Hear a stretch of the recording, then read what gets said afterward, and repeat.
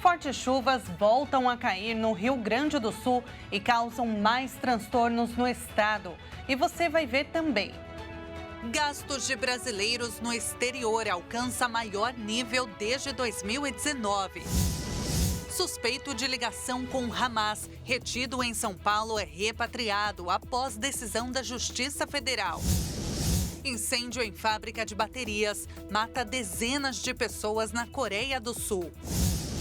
E ainda, seleção brasileira estreia na Copa América e enfrenta Costa Rica nesta segunda-feira. Tudo isso e muito mais você confere a partir de agora. Olá, boa tarde, seja muito bem-vindo. Nós estamos ao vivo, agora são 13 horas e 4 minutos pelo horário de Brasília. Vamos juntos conferir o que é notícia no Brasil e no mundo nesta segunda-feira, 24 de junho. Neste ano, a cidade de São Paulo está investindo 16 bilhões de reais em obras de infraestrutura e melhorias para a população. O prefeito Ricardo Nunes afirmou que a maior parte das obras é realizada na periferia da capital paulista. Ele visitou os estúdios da RIT TV e, na oportunidade, conversou com a nossa equipe. Com muita persistência, com muita dedicação, superando os obstáculos, avançando, não na velocidade que a gente gostaria e que a cidade precisa. Mas a gente não vai desistir, vamos continuar persistindo, trabalhando e um avanço grande já foi feito, né? 1.800 obras na cidade, o maior programa de recapeamento da história da cidade, o maior programa habitacional que a cidade de São Paulo já teve. Em São Paulo, a gente hoje não tem mais aquela quantidade de enchentes que tinha antigamente. Ainda tem. Mas nós fizemos um investimento de 7,6 bilhões em canalização de córregos, contenção de encostas, drenagem, microdrenagem. A cidade já está bem melhor. Nós estamos fazendo o maior programa de segurança alimentar da nossa cidade. Nós distribuímos 7 mil cestas básicas todos os dias nas comunidades mais carentes. Nós criamos o Cozinha Escola. São 65 entidades que nós credenciamos e fizemos um convênio, repassamos o valor. E essas entidades, dentro das comunidades, cada uma fornece 400 refeições por dia. Temos também o Cozinha Cidadã, onde a gente credenciou 85 restaurantes das periferias e a gente compra deles 200 refeições. Eu ajudo aquele comércio lá da periferia, aquele restaurante, aquele bar, aquela cantina, e ele fornece alimentação para quem não precisa, a prefeitura remunera. Então, são muitas ações. Só para a gente ter uma ideia, a cidade de São Paulo distribui por dia, você vai ficar impressionado, todos os dias, 2.600.000 refeições por dia. E a primeira semana do inverno começou com um clima parecido com os últimos dias. Hoje, na capital paulista, a máxima prevista é de 27 graus. Temperatura bem atípica para essa época do ano. Mas não é só em São Paulo não, viu? Grande parte do país terá temperaturas acima da média na maior parte do inverno. A estação terá menos frio do que o normal, até no sul do país. Apesar de mais episódios de passagem de ar polar pelo Brasil do que no ano passado. Para a gente saber até quando teremos esses dias de calor e se alguma vez vamos conseguir usar cachecol ou não, nós conversamos com o mestre em ciências e meteorologista Iremar Soares. Vamos ouvi-lo. Podemos usar o cachecol, né? Principalmente aqui na região do Vale do Paraíba, situação ali do Campos do Jordão, podemos até ter geadas. Por quê? Uma situação é como estamos falando de média. Outra situação é uma frente fria específica que chegar sobre a região. Pode ser que ela chegue muito fria, então ela vai, em algum momento, 2, 3, até 5 dias, cair muito a temperatura, chegar a temperaturas bem baixas, abaixo de 10 graus. Porém, com o tempo, vai provocar o que a gente estava falando no início do vídeo, de veranico. O quê? A alta pressão, quando que ela domina a região após a passagem de uma frente, deixa o céu claro. Céu claro quer dizer que durante a noite eu perco muita radiação, ou seja, a temperatura cai muito. Porém, durante o dia, também ganha muita radiação solar e a temperatura vai esquentando. Cada vez que vai passando os dias, as mínimas começam a aumentar e as máximas muito mais. Então, essa amplitude térmica começa a crescer e daí as temperaturas começam a se elevar muito durante as nossas tardes. E juntando esse clima muito seco, que estamos, esse tempo seco, então muito prejudicial para a nossa saúde. Bom, Então, sim, podemos em alguns momentos ter cachecol, podemos ter uma situação mais fria, mas na média, de modo geral, ainda teremos uma previsão de um inverno um pouco mais quente do que o padrão, infelizmente, tá bom? E sobre a situação de chuvas no sul do país, ainda vai continuar? Bom, com esse bloqueio que temos aqui no centro do país com a massa seca, sim, eu posso bloquear mais as frentes frias, que elas não vão conseguir passar, vão ficar restritas mais ao sul do país, e daí eu posso ter chuvas. É claro que, tipicamente, o inverno, como as chuvas são menores, as frentes frias vão ter menos energia, né? Ou seja, menos umidade, a gente vai ter menos umidade sobre a região, eu vou ter situações de chuva, que é preocupante, né? É bom estar alerta à Defesa Civil, vamos sempre estar alerta aí com o pessoal do sul do país, nossos irmãos, né, do sul do país, porém vai ter uma menos ocorrência, ou seja, com menos intensidade do que foi aí os meses aí, principalmente de maio, né, e junho, o desastre que ocorreu com nossos irmãos do sul do país, tá bom? Então, inverno, vamos nos preparar sempre para os telejornais, vamos visualizar a previsão meteorológica, pode cair muito a temperatura em alguns momentos, cuidado muito aí a Defesa Civil com os abrigos, né, para as pessoas que estão em situação de rua, para proteção, para evitar mortes, mas na média vamos ter temperaturas um pouco mais elevadas. Tudo bem? Eu agradeço a todos e até mais. E o Rio Grande do Sul voltou a ter chuva forte em algumas regiões. E, segundo a Defesa Civil, ao menos 74 cidades registraram algum transtorno desde o fim de semana. As cidades como Pinhal Grande, Arroio do Tigre, Sobradinho, Campo Bom e Bento Gonçalves tiveram tempestade acompanhada de granizo no domingo. Em alguns municípios, os moradores registraram que os espaços ficaram cobertos de gelo e pedras chegaram ao tamanho de um ovo de galinha. Em Arroio do Tigre, na região central, o prejuízo foi grande e lonas foram distribuídas para a população afetada. Em Bento Gonçalves também houve destelhamentos. Em Porto Alegre, 3 comportas do sistema de proteção contra cheias devem ser fechadas. O nível do Guaíba atingiu cerca de 3,40 metros nesta manhã. O INMET alertou sobre a queda da temperatura no estado gaúcho até terça-feira. Ainda há previsão de temporais e chuva volumosa, com risco de transtornos significativos. E os gastos de brasileiros no exterior cresceram ao maior nível para maio desde 2019. Os dados foram divulgados hoje pelo Banco Central. Os brasileiros que viajaram para o exterior gastaram mais de 1 bilhão e 200 milhões de dólares, o equivalente a quase 7 bilhões de reais em maio. Segundo as estatísticas do setor externo, o valor é o maior para o mês dos últimos 5 anos. Para efeito de comparação, em maio do ano passado, os viajantes brasileiros gastaram 6 bilhões e meio de reais em outros países.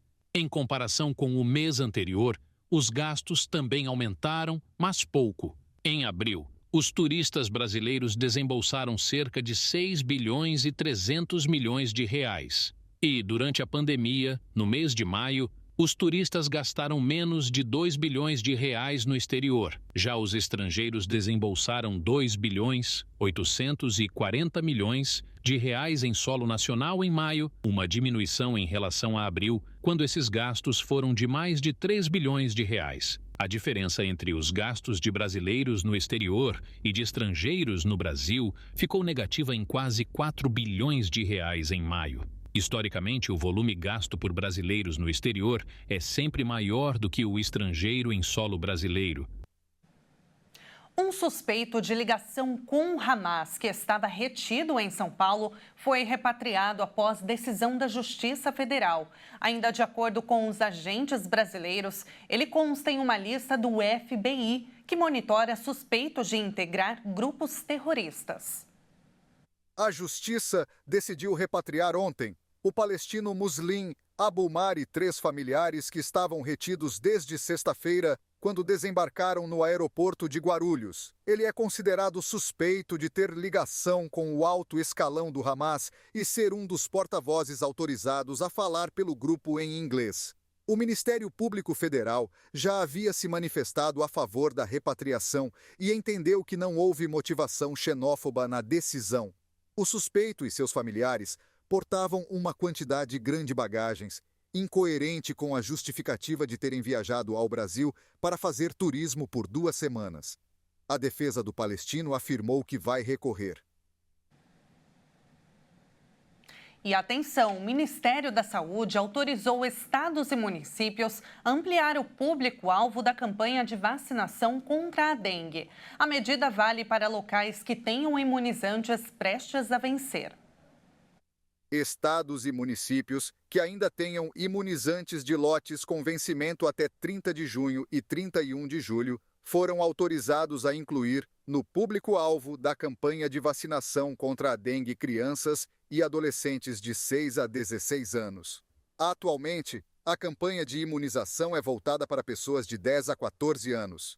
Se a estratégia não permitir o uso oportuno das doses, as secretarias de saúde poderão lançar campanhas para a imunização, a aplicação dessas doses para de pessoas de 4 a 59 anos, idade recomendada pela fabricante da vacina utilizada no Sistema Único de Saúde. A ampliação temporária do público-alvo já havia sido adotada em abril, diante da baixa procura e da proximidade do vencimento de lotes. À época, a medida serviu para evitar o desperdício de imunizantes com validade até 30 de abril. O Ministério da Saúde não informou os locais e nem quantas doses estão disponíveis com vencimento em junho e julho. Ao todo, o Ministério da Saúde estima que o Brasil vai receber 6,5 milhões de doses de vacinas contra a dengue ainda neste ano. Segundo a pasta, mesmo com a ampliação temporária, os governos locais devem adotar estratégias para a garantia de aplicação da segunda dose do imunizante. E pelo menos 22 pessoas morreram em um incêndio em uma fábrica de baterias na Coreia do Sul nesta segunda-feira. Mais de 100 pessoas trabalhavam no local quando várias explosões foram ouvidas. O Corpo de Bombeiros informou que 20 estrangeiros estão entre as vítimas, incluindo 18 chineses, um cidadão do Laos e uma pessoa de nacionalidade desconhecida. Os corpos ficaram gravemente queimados e a identificação completa das vítimas deve levar tempo. O incêndio aconteceu em Hwaseong, ao sul da capital Seul, em uma fábrica que pertence ao grupo sul-coreano Aricel, especializado em baterias. Mais de 100 pessoas trabalhavam na fábrica quando várias explosões foram ouvidas no segundo andar, onde as baterias de lítio são inspecionadas e empacotadas. A Coreia do Sul é um produtor importante de baterias. As peças de lítio altamente inflamáveis são utilizadas em vários setores, em particular nos carros elétricos e computadores portáteis. O presidente da Coreia do Sul, Yoon Suk-yeol, pediu às autoridades que mobilizem todos os funcionários e equipamentos disponíveis na busca e resgate de pessoas. As autoridades locais recomendaram aos moradores de Hwaseong que permaneçam em casa. E a seguir, duelo com a Costa Rica marca a estreia da seleção brasileira na Copa América. E ainda, encontro do Ministério Mulheres que Vencem reúne milhares de várias partes do estado de São Paulo. Todos os detalhes daqui a pouco, não saia daí.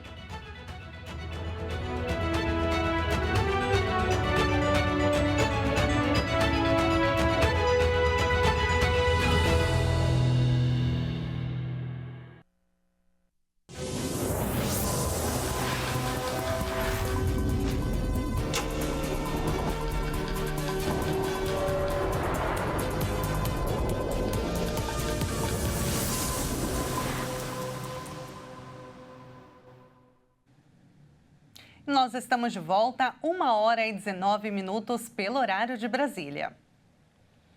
E hoje teremos a estreia da seleção brasileira na Copa América. E o jogo contra a Costa Rica marca um início desafiador ao Brasil na competição, que poderá ser um recomeço para o futebol brasileiro. Nessa segunda-feira, às 22 horas no horário de Brasília, o Brasil fará sua estreia na Copa América diante da Costa Rica. O confronto será o segundo do Grupo D, logo após Colômbia e Paraguai, sendo esses os 2 últimos confrontos da primeira rodada dos grupos na competição. A seleção brasileira vem de amistosos preparatórios para a Copa América. Com Dorival ao comando, foram 4 jogos, 2 vitórias e 2 empates. O técnico se mostrou confiante com as atuações nos amistosos e crê em um bom desempenho canarinho durante a Copa América. Vale ressaltar que o Brasil vem de um segundo lugar na edição anterior contra a Argentina. E o Ministério Mulheres que Vencem realizou no último sábado um grande encontro na sede da Igreja Internacional da Graça de Deus em São Paulo, para receber a grande quantidade de mulheres vindas de várias partes do estado. O evento aconteceu em 2 horários.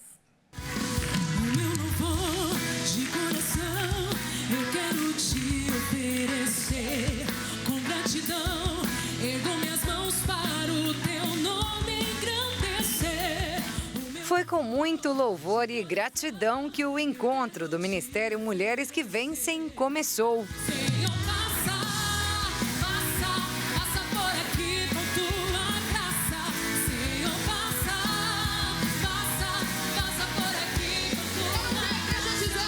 O chamado foi ouvido e o Senhor se fez presente na sede da Igreja Internacional da Graça de Deus em São Paulo. Você tem um Deus poderoso. Ele está passando aqui, mas Ele também está passando na tua casa. Ele está passando na tua vizinhança. Ele está passando no teu trabalho. Posso te chamar de pai. Diga pra Ele. Posso te chamar meu pai. Atende ao que clama, não nos engana.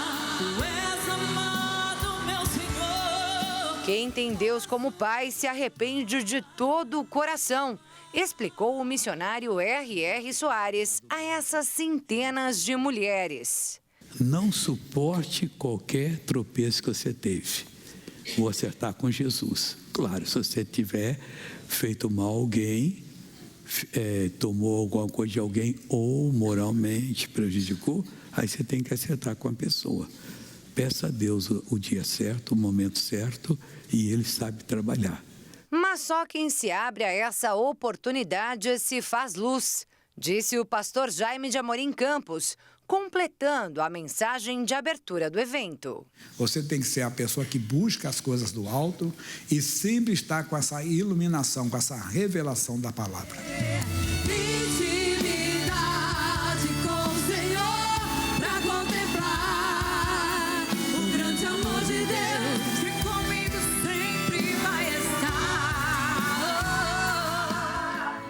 Dessa intimidade que nasce um novo espírito. O tema desse encontro de junho do Ministério Mulheres que Vencem. Mas antes é preciso ter um novo coração. E essa foi a principal mensagem passada no altar pela pastora Thaís Benevente, diretora estadual do MQV, aqui em São Paulo. Olha, a gente começou o ano falando que elas são amadas, que elas são queridas e, portanto, elas são fortes. Porém, se a gente não tiver um novo coração e um novo espírito, essa força vai se esvaindo, ela vai indo embora. Então, ela fica só com base nas emoções. Então, ai, que legal, descobri que eu sou amada, o Senhor me ama, enfim. E aí, o que acontece? Quando essa pessoa não entender, enquanto ela não entender que ela precisa de um novo espírito e um novo coração, ela vai perder facilmente essas forças, né? Então, é sobre isso que a gente vai falar. Quem tem um coração novo, começa a ouvir a voz de Jesus. Não adianta, você pode estar 30, 40, 60 anos dentro dessa igreja. Coração velho, coração de pedra, não ouve a voz do Senhor. Não está ouvindo a voz do Senhor? Senhor, eu quero esse coração novo, misericórdia. Ao final do culto, a certeza. O objetivo do encontro foi mesmo alcançado. Os corações de pedras saíram e entrou um coração de carne cheio do Espírito do Senhor Jesus. Mais um coração novo que Jesus me deu. Estou muito feliz por estar aqui, por participar. Antes eu ficava no banco sentada, hoje não estou mais, estou em pé, Jesus me levantou, né, para essa grande obra e eu creio que eu tenho muito mais para fazer. E hoje Ele renovou meu coração em nome de Jesus Cristo. Foram muitos os testemunhos de libertação e cura espiritual e física. Eu estava sentindo dor no braço, só que aí, na hora que estava fazendo oração, a pastora Thaís Brevete queimou, doía demais. Eu falei, meu Deus, mas não é impossível. Daqui a pouco eu falei, não, estou curada, sarada, para a glória de Deus. E aonde o Espírito de Deus está, há poder. Há poder, há poder, há poder. O próximo encontro do Ministério Mulheres que Vencem em São Paulo já está marcado. O evento será em setembro. E você, mulher, já está convidada. Setembro tem novidade, eu não posso falar muito, mas eu sei que é muita bênção que essas mulheres vão receber, pode ter certeza. Na porta, na rua, em pé no saguão, aonde você estiver, o poder de Deus te visita agora. O poder de Deus te visita agora. O poder de Deus te visita agora. Seja cheia do Espírito Santo.